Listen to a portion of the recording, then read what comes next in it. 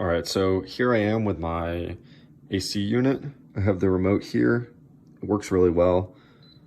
I'll give you an example. When I turn it on, it automatically goes to the energy saver mode, and then you'll hear that it comes on now. And this is what it sounds like. And as you can see, this is on the lowest fan setting. So it's fairly loud. I mean, any AC unit is gonna be loud, but it definitely makes a humming noise. The good thing though is that it's definitely a consistent humming noise. So if you're trying to sleep, if you live in a really hot area, you can probably get used to the humming noise.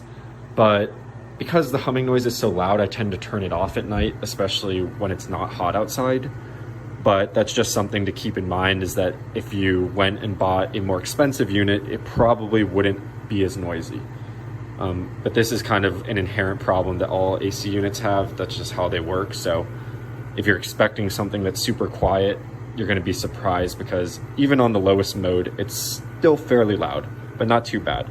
Overall, really good product, and I'm happy with it. It has a little fan here where you can point, and then there's plenty of settings, and then this remote is actually really good, so just turn it off.